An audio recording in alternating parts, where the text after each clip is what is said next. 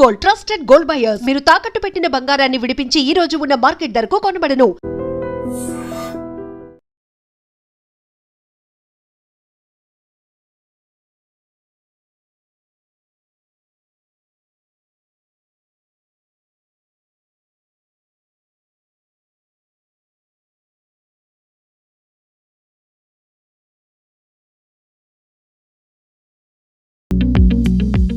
ఏంటి ఈరోజు లక్ష్మి బెల్లం దిమ్మల మధ్య నించుంది అనుకుంటున్నారా? అవును, 20 రకాలు బెల్లాలు, బెల్లంలో కూడా 20 రకాలు ఉన్నాయని మీకు తెలుసా? తెలిస్తే అతి కొద్ది మందికి తెలిసి ఉండొచ్చు.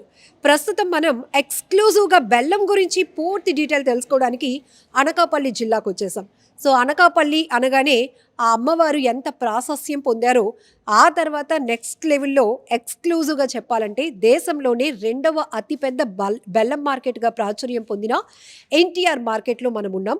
ఇక్కడ ఉన్నటువంటి బెల్లాన్ని కొనటానికి ఇంతకుముందు ఎక్కడెక్కడి నుంచో వచ్చేవారట. నిత్యం కలకలలాడిపోతూ ఉండేదంట.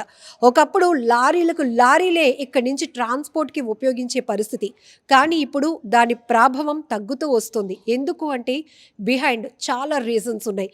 డౌన్ టు ఎర్త్ చూస్తే ఒక కారణం కాదు, పండించే రైతుల దగ్గర నుంచి కొనుగోలు చేసే మనుషుల్లో మార్పులు, ఇవన్నీ కూడా ఉపాధి అవకాశాలు, ఇవన్నీ కూడా దీని వెనకాతల అసలైన కారణాలు. ఇంతకీ 20 రకాల బెల్లాలు అంటున్నారు.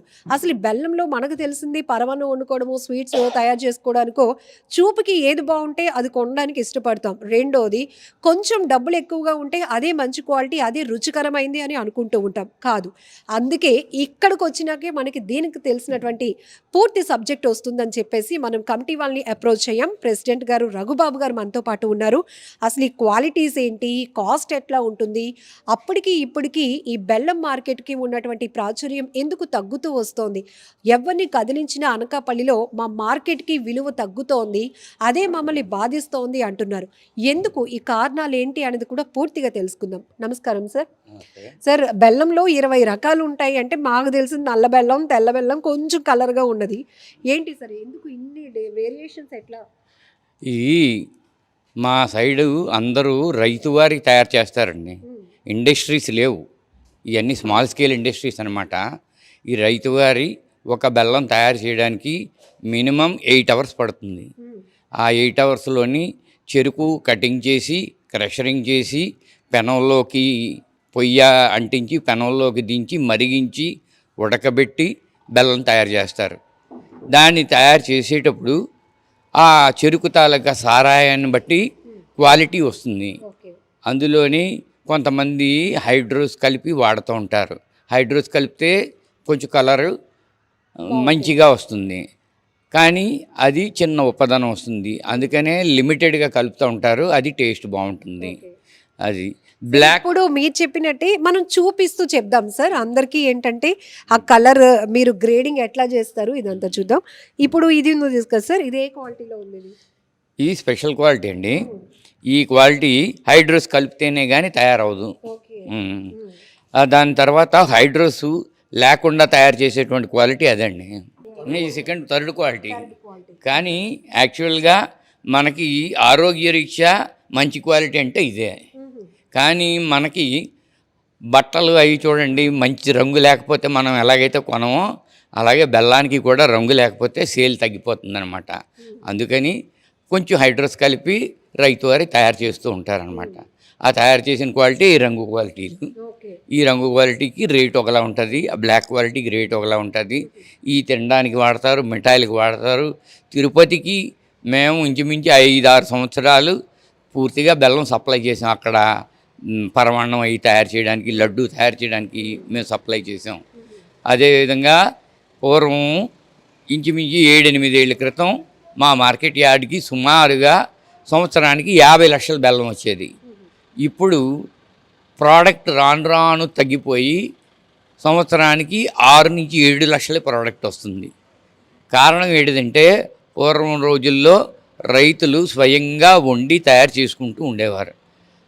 వాళ్ళు మార్నింగ్ మొదలెడితే 24 అవర్స్ కూడా వంట దగ్గర ఉండేవారు. ఒకళ్ళకి ఒకళ్ళు సాయం చేసుకుని బెల్లం తయారు చేస్తూ ఉండేవారు. ఇప్పుడు పరిస్థితులు ఎలా ఉన్నాయంటే రోజుకి 1 పాకం 2 పాకాలే ఆడుతున్నారు. వాళ్ళకి ఇంక హెల్పర్స్ ఉండరు. లేబర్ ప్రాబ్లం ఒకటి పెరిగిపోయింది. షుగర్ కేను నాటిన దగ్గర నుంచి మళ్ళీ పండించి చెరుకు తయారు చేసే వరకు కూడా ఎకరాకు 1,00,000 రూపాయలు పెట్టుబడి పెడితే రికవరీ వాళ్ళకి రైతుకు 80,000 వస్తుంది, 20,000 లాస్లో నడుస్తుంది. అందువలన ఇప్పుడు కల్టివేటర్స్ ఈ ప్రోడక్ట్కి ఇంట్రెస్ట్ చూపించడం లేదు. తర్వాత ఈ పిల్లలు కూడా జనరేషన్ టు జనరేషన్ మార్పులు వస్తూ ఉంటాయి కదా. ఇప్పటి రోజుల్లో ఈ పిల్లలు ఈ కల్టివేషన్కి ప్రిఫరెన్స్ ఇవ్వటం లేదు. వాళ్ళు ఏదో ఎంప్లాయ్మెంట్కి వెళ్ళిపోతున్నారు. చుట్టుపక్కల ఇండస్ట్రీస్ బోల్డ్ వచ్చినాయి అనకాపల్లికి, ఆ ఇండస్ట్రీకి ఎంప్లాయ్మెంట్కి వెళ్ళిపోతున్నారు. కాబట్టి దీనికి ఆ రైతు తయారు చేయాలంటే లేబర్ కంపల్సరీగా ఖర్చు పెట్టాలి. లేబర్ ఎక్కువ పెట్టిన కొద్ది ఇన్వెస్ట్మెంట్ ఎక్కువైపోయి లాస్లోకి వస్తుంది. అందువలన తగ్గిపోతుంది అనమాట అండి. సార్ ఇప్పుడు బిఫోర్ ఆఫ్టర్ చెప్పుకోవాలంటే ఒక 8-10 ఏళ్ల క్రితం కలకలలాడిపోయేది, అనకాపల్లి పేరు మారుమ్రోగేది బెల్లం వల్ల. సో అలాంటిది ఇప్పుడు చాలా తగ్గుముఖం పట్టడం, ఆ టాక్ కూడా ఎందుకు నడుస్తుంది, ఇదంతా ఎందుకు వచ్చింది? జనరేషన్ ఎలా ఉండేది సార్ అసలు? అప్పట్లోని రైతు విత్తనం వేసేటప్పుడు మళ్ళీ తర్వాత ఏమో పైకి మొలిచేటప్పుడు నీరు పెట్టడం, గడ్డి తీయడం, గాబులు తీయడం, ఈ చెరుకు పైకి ఎదిగే కొద్ది జట చుట్టూ వేస్తారు. అది 3 సార్లు వేస్తారు. అంటే చెరుకు బెండ్ అవ్వకుండా ఉండడానికి ఒకదానికొకటి లింకప్ చేసి అలాగా ఈ తోరణంలో కట్టేస్తారనమాట. అది కట్టేస్తే ఎదుగుదల బాగా ఎదుగుతుంది. ఇప్పుడు అవన్నీ చేయించలేకపోతున్నారు. చేయించాలంటే లేబర్ ఇన్వెస్ట్మెంట్ అయిపోతుంది. అందువలన అవన్నీ చేయించకపోవడం వలన ఇప్పుడు ప్రజెంట్ రైతు ఏం చేస్తున్నాడంటే ముచ్చు నాడుతున్నారు. అవి ఎంత ఎదిగితే అంత వచ్చింది కట్ చేసి వండుతున్నారు. దానివల్ల అరైవల్ కూడా తగ్గిపోతుంది. అప్పటికి ఇప్పటికి వ్యవసాయంలోని చాలా మార్పులు వచ్చినాయి. మెయిన్ లాస్ రావడం వలన ఈ ప్రోడక్ట్కి ఇంట్రెస్ట్ చూపించడం లేదు. అది సార్ మీరు చెప్పింది చాలా కీలకమైన పాయింట్. ఎందుకంటే ఒకప్పుడు మన మార్కెట్లో కొన్న ప్రతి ఒక్క కస్టమరు మన పేరు చెప్పుకోవాలి, మన ఊరు పేరు చెప్పుకోవాలి అన్నట్టు. ఇప్పుడు మీరు చెప్పినట్టు వాళ్ళలో ఓపిక తగ్గుతోంది. బిహైండ్ చాలా రీజన్స్. ఎంత వస్తే అంత చేద్దాం, దాని ఉత్పత్తి బెల్లం కింద మారుతోంది. దీనివల్ల కూడా ఇక్కడ కలరు క్వాలిటీ రెండిట్ల మధ్య వేరియేషన్ నడుస్తోంది. అలానే కొనుగోలుదారుల్లో కూడా మీరు ఇందాకలు అన్నట్టు చూపుకి ఏది కలర్గా ఉంటే అదే కొనుక్కొని వెళ్తున్నారు. నిజానికి క్వాలిటీలో కానీ రుచిలో కానీ ఆరోగ్యపరంగా ఇది బెటర్ అంటున్నారు. సో కస్టమర్ వ్యూ ఎట్లా ఉంటుంది? కస్టమర్ వ్యూ ఇంకా కలర్ లేకపోతే బెల్లం కొనండి. యాక్చువల్గా ఈ బ్లాక్ జాగరీ అనేది చేపలకి ఫీడింగ్కి వాడతారు. తర్వాత ఏమో మొక్కలకి ఎరువు కింద వాడతారు. ఆ తర్వాత చీప్ లిక్వర్ తయారు చేయడానికి వాడతారు. అందువలన అది ఆ మూమెంట్ అలాగే వెళ్తుంది తప్ప తినడానికి మాత్రం వెళ్ళటం లేదు. అది అలా పోతుంది కాబట్టి దానికి రేట్ రావట్లేదు. ఈ కలర్ది కంపల్సరీగా కొనేవాళ్ళు కలర్ చూసుకుని ఫుల్ వైట్ అనేది చాలా కొంతమంది తెలుస్తుంది, అది వద్దంటారు. గోల్డిష్ కలర్ ఉన్నది, రెడ్ ఉన్నది కావాలంటారు. అవి బాగానే ఉంటాయి అన్నమాట తినడానికి. అలాగా కొనుక్కుంటున్నారు అనమాట. సరే ఇప్పుడు అందరికీ ఆరోగ్యం మీద బాగా శ్రద్ధ పెరుగుతోంది. అందుకే రూపాయి ఎక్కువైనా ఆర్గానిక్ వైపు వెళ్తున్నారు. సో ఇప్పుడు బెల్లంలో కూడా ఆర్గానిక్ జాగరీ అనేటప్పటికి కొంచెం కాస్ట్ ఎక్కువైనా క్వాంటిటీ తక్కువైనా ఇష్టపడే వాళ్ళు కూడా పెరుగుతున్నారు ఆటోమేటిక్గా. సో ఈ మార్పు అనేది మార్కెట్ మీద ఏమైనా పడుతుందా? అంటే పండించిన దగ్గర నుంచి క్వాలిటీ ఉంటేనే బెల్లం క్వాలిటీగా ఉంటుందని మీరు చెప్తున్నారు. ఎక్కడైనా అదే జరుగుతుంది. కానీ పండించే రైతు దగ్గర కొంత ఇబ్బంది కలిగిన వాతావరణం ఉండి ఇక్కడ వీళ్ళు మేకింగ్ ప్రాసెస్లో ఇంకేమైనా స్పెషల్ కేర్ తీసుకుంటారా ఇది ఆర్గానిక్ అని చెప్పుకోవడానికి?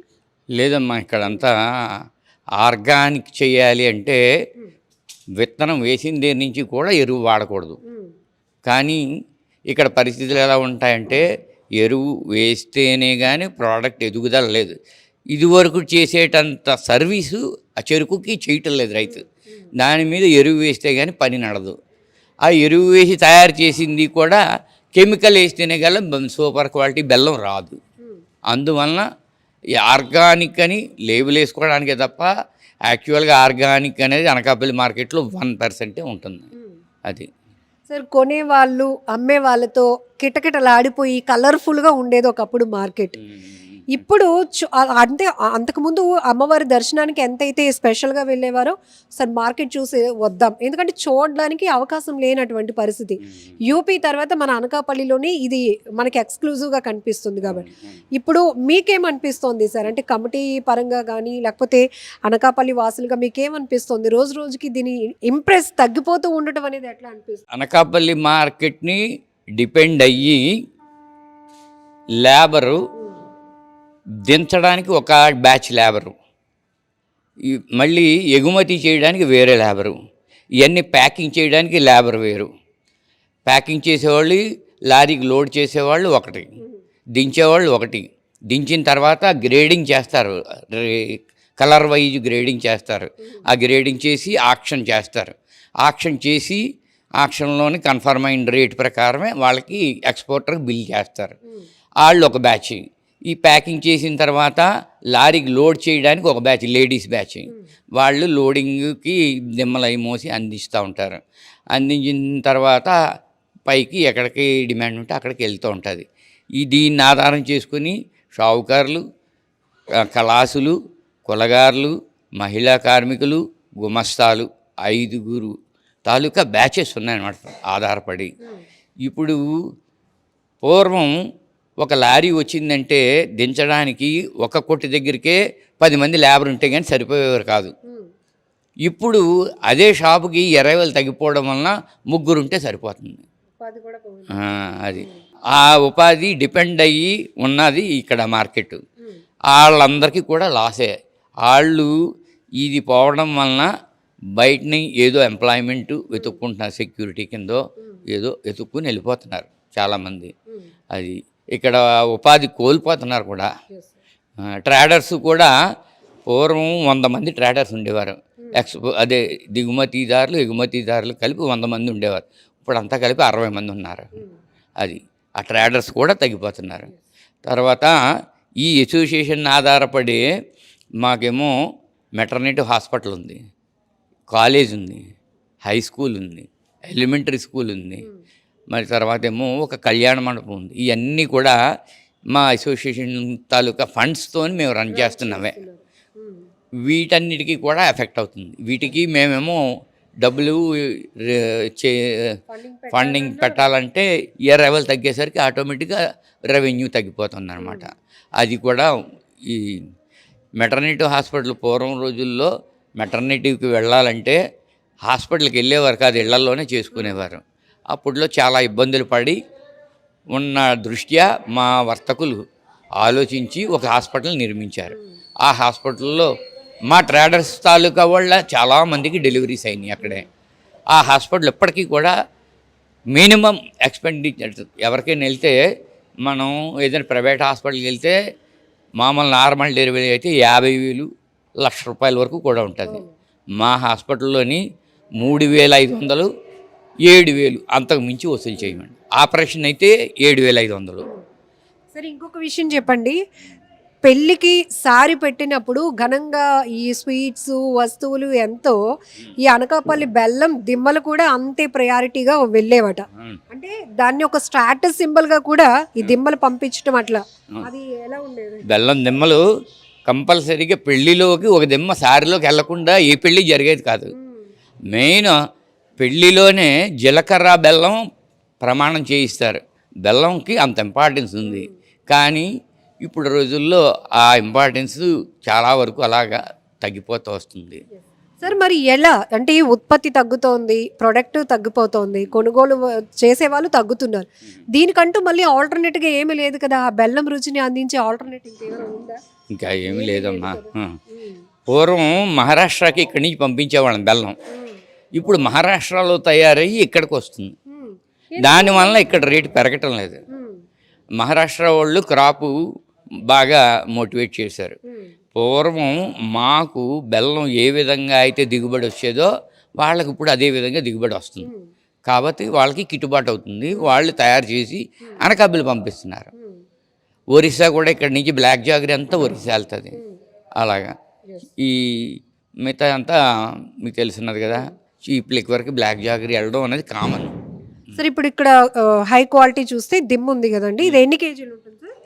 సుమారుగా 15 కేజీలు ఉంటుంది. కాస్ట్ ఎట్లా ఉండొచ్చు? కాస్ట్ ఒక 400 ఉంటుంది. 10 కేజీల రేటు, ఓకే. 10 కేజీల రేటు 400. ఆక్షన్లోని గ్రేడింగ్ చేసి ఆక్షన్ పాడతారు, అది 10 కేజీల రేట్ అనమాట. ఆ 10 కేజీల రేటు 400 ఉంటుంది అనమాట. సెకండ్ క్వాలిటీ ఎంత ఉంటుంది సార్? అలాగా ఇంచుమించు ఒక 20-30 తగ్గుకుంటూ వస్తుంది. అది ఇంచుమించి అది 320 రూపాయలు అలా ఉంటుంది. అది ఇది 400, అది 320. మంచి బెల్లమే 320. కానీ అది ఇప్పుడు అనకాపల్లిలో సీనియర్ సిటిజన్స్ని ఎవరిని కదిలించినా ఆ బెల్లం మార్కెట్కు ఉన్న క్రేజ్ వేరుమా. రైళ్లలో నింపుకొని వెళ్ళేవారు ఇతర రాష్ట్రాలకి. పూర్వం వ్యాగన్స్ బుక్ చేసుకునేవారండి, ట్రైన్లోనే మొత్తం అంతా బెల్లం పంపించేవారు ట్రాన్స్పోర్ట్. రాను రాను ఒక 20 ఏళ్ళు 25 ఏళ్ళు అవుతుంది రైల్వే ట్రాన్స్పోర్ట్ ఆపేసి లారీ ట్రాన్స్పోర్ట్ పెట్టుకున్నారు. లారీలో అయినా రైల్లో వెళ్ళినా ఇంచుమించి అంతే ఖర్చు అవుతుందని లారీలో పంపిస్తున్నారు. ఇప్పుడు రైలు అనుకోండి, మొత్తం రైల్వే బోగీలన్నీ ఫిల్ అయితే కానీ రైలు కదలదు. అది ఈవేళ మనం మొదలు పెడితే ఇంచుమించు 20 రోజులు 15 రోజులకి కానీ ఆ రైలు కదలదు. లారీ అయితే వేళ లోడ్ చేస్తే ఇంచుమించు 3 రోజులకి వెళ్ళిపోద్ది. అందుకని లారీకి మారారు. Thank you sir, more information ఇచ్చారు. ఎన్టీఆర్ బెల్లం మార్కెట్ అనకాపల్లిలో ఉంది. మీ అందరికీ తెలుసు, ఎక్స్క్లూజివ్గా 2వ అతి పెద్ద బెల్లం మార్కెట్ దేశంలోనే అని చెప్పొచ్చు. సో ఇక్కడ ఎంత కలకలలాడుతూ ఉంటుందంటే కొనేవాళ్ళు, అమ్మేవాళ్ళు, చూడటానికి వచ్చేవాళ్ళు, ఇక్కడ వర్క్ చేసేవాళ్ళు, ఇట్లా అందరితో కూడా చాలా కలర్ఫుల్గా కనిపిస్తూ ఉంటుంది మార్కెట్ అనేది. వేలం పాట పాడనప్పుడు అక్కడ ఆ విజువల్స్ చూడడానికి కూడా చాలా ఎఫెక్టివ్గా ఉంటుంది. సో ఈ ప్యాకింగ్స్ కానీ మూవింగ్ చేయడానికి ఇక్కడ ఉన్నటువంటి ఇన్ఛార్జ్ ఉన్నారు, ఆయనతో కూడా మాట్లాడదాం. సార్, ఎన్ని సంవత్సరాల నుంచి ఇక్కడ ఉన్నారు? మేము ఇక్కడ 45 నుంచి సంవత్సరాలు ఉన్నాం సార్. చిన్నప్పుడు ఎలా ఉండేది మార్కెట్? చిన్నప్పుడు తాతగారితో చాలా గట్టిగా రోజుకి 1,00,000 దెమ్మలు వచ్చాయి మార్కెట్కి. సుమారు అప్పుల్లో 1000 మంది పనిచేసేవాళ్ళమి, 1000 నుంచి 10,000 మంది పనిచేసేవాళ్ళమి. ఇప్పుడు రాను రాను తగ్గిపోవడం కారణం ప్రధానంగా ఇప్పుడు మీరు చెప్పారు కదా, దేశంలో 2వ మార్కెట్ ఆంధ్ర అనకాపల్లి అని, యూపీలో ప్లస్ అనకాపల్లి. ఇప్పుడు అలా కదమ్మా, ఓన్లీ కర్ణాటక జాగిరి అంతా ఫ్యాక్టరీలు తయారైపోతుంది అక్కడ. మన షుగర్ ఫ్యాక్టరీలాగే కర్ణాటకలో బ్రహ్మానంద ఫ్యాక్టరీ అని రోజు 10 లారీలు ప్రొడక్షన్ తయారైపోతుంది అక్కడ. అలాగే ఒరిస్సాలో సార్ చెప్పినట్టు ఒరిస్సాలో తయారైపోతుంది, మహారాష్ట్రలో తయారైపోతుంది. మేము ఇక్కడ నుంచి ఎంత బెల్లం వచ్చినా ఏ రేటుకైనా కొని మహారాష్ట్ర పంపేవాళ్ళమే, ఒరిస్సా పంపేవాళ్ళమే, బీహార్ పంపించేవాళ్ళమే. ఇప్పుడు మహారాష్ట్రలోనే బెల్లం తయారైపోతుంది, అక్కడ మా బెల్లం వెళ్ళట్లేదు. అలాగే కర్ణాటక వెళ్ళట్లేదు. రైటే సార్, ఇప్పుడు అక్కడ ఫ్యాక్టరీలో మేకింగ్ అవుతుంది, ఇక్కడ రైతులు మనుషుల ద్వారా మనం ఇక్కడ హ్యాండ్ పవర్ వల్ల ఖర్చు ఎక్కువ అవుతుంది. అక్కడ ఓన్లీ ఫ్యాక్టరీ వల్ల ఖర్చు తగ్గుతుంది. కానీ తినేవాళ్ళు కూడా బాగా తగ్గారు. ఎందుకంటే ఇన్నాళ్ళ పూర్తిగా బెల్లం లేకపోతే ఏమీ జరిగేది కాదు. ఇప్పుడు నల్ల బెల్లం ఉందంటే గవర్నమెంట్తో కొంచెం ఇబ్బంది. ఇప్పుడు నల్ల బెల్లం తినడానికి వెళ్ళినా తోలాలు ప్రతి సంవత్సరం మాకు 15-20 సంవత్సరాలు బట్టి ప్రతి ప్రాబ్లమ్స్. పాప రైతు పండించేస్తాడు, ఇక్కడ మర్చెంట్స్ కొంటారు, కొన్నా రోడ్డు ఎక్కబడికి ఈ ఎక్సైజ్ డిపార్ట్మెంట్తో భయం. అది రైలుకి వెళ్ళొచ్చు, చేపలకి వెళ్ళొచ్చు, మొగజొన్నలకి పీటుకి వెళ్ళొచ్చు, కోళ్ళ మీదకి వెళ్ళొచ్చు. కానీ నల్లబెల్లం కానీ సారా కానీ నేపం పెట్టి ఆ బండిని సీల్ చేయడం, మర్చెంట్స్ డబ్బులు వసూలు చేయడం, ఇవన్నీ కేసులు పెట్టడం అనేది చేసి చాలామంది మర్చెంట్స్ బెల్ల వ్యాపారం విరమించుకుంటున్నారమ్మా. అలాగే పూర్తిగా తెలంగాణ వచ్చిన తర్వాత గత 10 ఏళ్ళు బట్టి పూర్తిగా అనకాపల్లి బెల్లం, ఆంధ్ర బెల్లం తెలంగాణలో బాయ్కట్ చేశారు. తెలంగాణ మన బెల్లం అది కనిపిస్తే బండి సీల్ చేస్తారమ్మా. అన్ని దిక్కులు అలా అయిపోయింది. మహారాష్ట్ర అదే పరిస్థితి. అన్ని దిక్కులు కూడా అనకాపల్లి బెల్లం అంటే వెళ్ళే పరిస్థితి లేదు. ఓన్లీ ఒక బీహార్, ఒరిస్సా, జార్ఖండ్. ఇప్పుడు హ్యాండ్ మేకింగ్కి కంపెనీలో మేకింగ్కి ఏమైనా క్వాలిటీలో కానీ రుచిలో కానీ డిఫరెన్స్ ఉంటుందా? ఫ్యాక్టరీలో చేసింది పౌడర్ వస్తుందమ్మా. వాళ్ళు ఏ కెమికల్ కలిపి తెలదో. ఆ ఫ్యాక్టరీలో బస్తా ప్యాకింగ్ 40 కేజీలు ప్యాకింగ్ అయిన తర్వాత మన ఇంట్లో పట్టించుకున్నాం అనుకోమ్మా, 4 రోజులైనా బెల్లం అలాగే ఉంటుంది. మనం తయారు చేసిన బెల్లం 15 రోజులకి చెమ్మ వచ్చేస్తుంది. అంటే మనం కెమికల్ కలపం. ఆ కెమికల్ వాళ్ళు కలుపుతారు కాబట్టి నెలైనా 2 నెలలైనా కూడా ఇంట్లో పడిచేస్తే బంగాళదుంపలు, ఉల్లిపాయలు, మైదా పిండి ఉన్నట్టు అలా ఉండిపోతుంది. ఫ్రెష్గా స్మెల్ అయ్యేది ఏమయ్యేది. అదే మన అనకాపల్లి జాగ్రత్త అనుకో, రైతుతో ఓన్లీ కిసాన్తో రైతు చేసిన బెల్లం కాబట్టి ఇది బెల్లం రసం కారిపోతుంది. కారిపోవడం వల్ల ఎవరు లైక్ చేయకుంటుంటారు. ఇల్లంతా పాడైపోతుంది, షాప్ అంతా పాడైపోతుంది. అదే బ్యాగ్ అయితే ఇంత పౌడర్ తీసుకుని వేసుకోవచ్చు. ఇదైతే మొక్క కొట్టాల, ఈ మొక్క కొడితే వేస్ట్ అయిపోతుంది. అందువల్ల అంతా కూడా అటే మొగ్గు చూపుతున్నారమ్మ. దానివల్లే మనకి ఇక్కడ రేట్లు పట్టి తగ్గిపోవడానికి కూడా కారణం. అది అనకాపల్లికి ఇంత పేరు రావడానికి కూడా కొనుక్కునే వాళ్ళకి క్వాలిటీ బెల్లాన్ని, రుచికరమైన బెల్లాన్ని అందించడం వల్ల దీనికి అంత పాపులారిటీ కూడా వచ్చింది. కోర్స్ మీరు చెప్పినట్టు లక్షల టన్నులు అట్లా నడిచినా కూడా ఇప్పుడు మార్కెట్లో ఎక్కడికక్కడే దొరికేస్తున్నాయి కదా సార్. కస్టమర్ ఎలా తెలుసుకోగలడు ఇది క్వాలిటీ, ఇది మంచిది, దీనికి ఇంత రేటు పెట్టొచ్చని మనం ఎలా కస్టమర్ తెలుసుకోలేకపోతున్నారు. ఎందువల్లంటే ఇప్పుడు షుగర్ పాడైపోయిన షుగర్తోని పాడైపోయిన బెల్లంతో తయారు చేస్తున్నారు. కేజీ గ్లాసులు వస్తున్నాయి, అవి చూడడానికి అందంగా కనపడుతున్నాయి. చివరికి ఈ బెల్లం మా ఇంటికి పట్టుకెళ్ళాం అనుకోండి, ఎందుకో మొక్క కొడితే ఇల్లంతా పాడైపోతుంది, ఆ గ్లాస్ తెచ్చి అంటున్నారు. ఆ గ్లాస్ తెచ్చి హాయిగా వాడుకోవచ్చు కదా, అందులో 100 షుగర్ ఉంటుంది కానీ అది తెలియదు. ఇదే మంచి బెల్లం అనుకొని అమ్మేస్తున్నారు జనాల్లో. అలాగా దాన్ని మబ్బులు వచ్చేసి మోర్లు అట్లా కూడా అదే అమ్మేస్తున్నారు కేజీ బెల్లాల కింద. సో అందులో కంపల్సరీ షుగర్ కలుస్తుంది. 100% చెప్పినట్టు కంఫర్ట్నెస్ లో క్వాలిటీ మిస్ అవుతున్నాం. క్వాలిటీ మిస్ అవుతున్నారు కంపల్సరీగా. వినియోగదారుడు కూడా క్వాలిటీ చూడట్లేదు, అది చూడడానికి బాగుంది కదా అని అదే కొనేస్తున్నారు. ఇది కేజీ 45 పడుతుంది, కేజీ 40 పడుతుంది కానీ 5 రూపీస్ మిగులుతుంది కదా అని అదే కొంటున్నారు. ఇళ్ళల్లో కూడా లేడీస్ కూడా వంట చేసే వాళ్ళకి అదే తెమ్మంటున్నారు. ఇది తెస్తే కొంచెం ఖరాబ్ అవుతుంది, ఇల్లు అంతా బంకగా ఉంటుంది, అదైతే పీస్ఫుల్గా ఉంటుందని అలా అదే తెమ్మంటున్నారు. జనం కూడా అదే దాని మీద మోజు పడుతున్నారు. బాలింతలకు కూడా ఇంత బెల్లం ముక్క తినిపిస్తే వాళ్ళు బలం పుంజుకుంటారు అన్న సెంటిమెంట్ రన్ అయ్యేది బెల్లంతో. ఇప్పుడు ఆ పరిస్థితులు పోయాయి. పిల్లలకు కూడా ఒరేయ్ చాక్లెట్లు కాదురా ఇంత బెల్లం ముక్క తిని రోజు మంచిది ఒంటికి అనేవారు. అవన్నీ లేవు ఇప్పుడు. మన గవర్నమెంట్ కూడా సంక్రాంతి కానుక బెల్లం ముక్కలు ఇచ్చేవారు, బెల్లం కేజీ 2 కేజీ ఇచ్చేవారు. వాళ్ళు కూడా విరమించుకుంటారు. అంతా మైదా పిండి, గోధుమ పిండి గ్లాసులో, ఈ గ్లాసులో ఇస్తున్నారు తప్ప మంచి బెల్లాన్ని ఎవరో వాడే పరిస్థితి లేదు. అందువల్ల కాపు బాగా తగ్గిపోయింది. రేటు బెల్లం వస్తే రేట్ లేదు. రైతు పండిస్తున్నాడు సుమారు 440 రూపాయలు కేజీ అమ్మాలి, అమ్మితే వాడికి శ్రమ అవుతుంది. కానీ ఇక్కడ 30 రూపాయలు అవ్వడం కష్టమైపోతుంది, ఖర్చులు పడి వేస్ట్ అయిపోతుంది. కాబట్టి రైతు కూడా పండించడానికి ఇంట్రెస్ట్ పట్టలేదు. సార్ చెప్పినప్పుడు లేబర్ దొరకలేదు, పండించినా ఇక్కడ రేట్ కట్టట్లేదు. అక్కడ పాకానికి 5,000 ఖర్చు అవుతుంది, ఇక్కడ చూస్తే 3,000 వస్తుంది. పాకానికి 1000 రూపాయలు లాసు. అవంతే సర్వీస్ తోటో, టేక్ తోటో, జామ్ తోట ఏదో వేసుకుంటున్నారు. లేకపోతే వరిపొలం పండితే పెట్టుబడి ఎక్కర్లేదు. ఒకసారి విత్తనాలు వేసేస్తే వర్షం పడితే పండుతుంది, లేకపోతే కష్టపడి నష్టపోవడం ఎందుకు అని ఆల్టర్నేట్గా మారుకుంటారు. రైతు మార్చుకున్నాడు, మర్చెంట్ కూడా మార్చుకుంటారు. మర్చెంట్ మరి ఇక్కడ ఖాళీ ఉండడం ఎందుకంటే వాళ్ళు ఫైనాన్సర్ కాబట్టి ఏదో బిజినెస్ సాల్వ్ చేసుకుంటున్నారు. ఇక్కడ లేబర్ ఉన్నవాళ్ళు, ఓపుకున్న వాళ్ళు ఇక్కడ పైకి వెళ్ళి బస్తాలు మోయడం చేస్తున్నారు. లేని వాళ్ళు ఇంకా తప్పని పరిస్థితుల్లో గవర్నమెంట్ ఇచ్చే పింఛనీతో బతికేస్తున్నాం అంతే మేము. నిజంగా ప్రస్తుతం ఉన్నటువంటి సమాజం దేనికి ప్రయారిటీ ఇస్తుంది? ఆర్థిక సంబంధాల చుట్టూ మాత్రమే తిరుగుతోంది. మళ్ళీ ఎన్నికలంగానే చాలా విరక్తి కలుగుతున్నాం. మంచి అనిపిస్తుంది కదా, లేడీస్ కూడా ఛాలెంజింగ్ జాబ్స్ చేసినప్పుడు చాలా బాగుంటది. ట్రాఫిక్ అసిస్టెంట్స్ గా నియమించిన ట్రాన్స్జెండర్స్ అందరితో సాల్యూట్ చేయించుకుంటున్నారు. ఫుడ్ డెలివరీ ఇవ్వటానికి వెళ్ళినటువంటి డెలివరీ బాయ్ అనిల్ పై కళ్ళ ముందు